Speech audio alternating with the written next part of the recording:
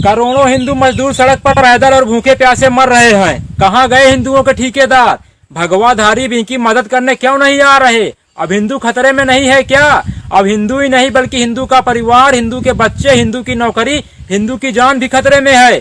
जिस देश के मजदूर हजारों किलोमीटर पैदल चलकर अपने घर जा रहे हो, वहाँ का प्रधानमंत्री आत्मनिर्भरता का भाषण दे, उससे क्या उम्मीद करोगे?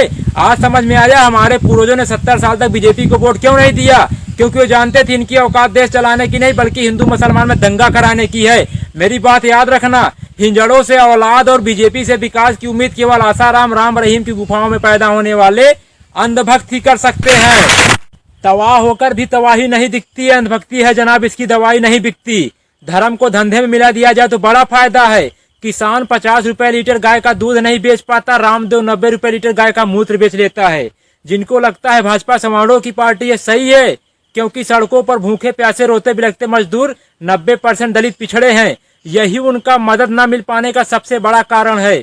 एक बात याद रखना, चाहे 16 मजदूर मरे, चाहे 16,000 मजदूर मरे, सरकार पर कोई प्रभाव नहीं पड़ेगा, क्योंकि सरकार पूंजीपतियों की है, गरीबों की नहीं। बटन दबाकर उंगली में स्याही देखकर खुश होना ही लोकतंत्र नहीं है। अपने अधिकार के लिए सरकार को उंगली दिखाकर सवाल पूछना भी एक लोकतंत्र है। रेलवे बिकेगा, एयर इंडिया बिकेगा, बिकेगा देश का कोना कोना। कोरोना से भी खतरनाक बीमारी है यारो अंधभक्त का होना।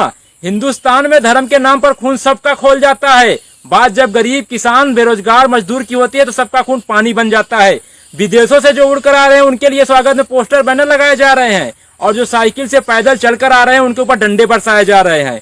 गरीबों की दुर्दशा बता रही हिंदुस्तान में गरीब होना सबसे बड़ा पाप है। एक बात याद रखना, दुनिया का विनाश किस कारण से होगा हमें पता नहीं, मगर हिंदुस्तान के विनाश के कारण घटिया नेता और बिकाऊ पत्रकार होंगे। पति मर जाए लेकिन सौतन विधवा नहीं होनी चाहिए, वही हाल है अंधभक्तों का। देश बर्बाद हो जाए मगर मोदी हटना नहीं चाहिए। हमारा देश बदल रहा है, बुलेट ट्रेन की जगह मजदूर पटरी पर चल रहा है। जब वो जिंदा थे तो 2 रोटी तक देने की सरकार की औकात नहीं, आज मरने के बाद 5 लाख का मुआवजा कौन खाएगा?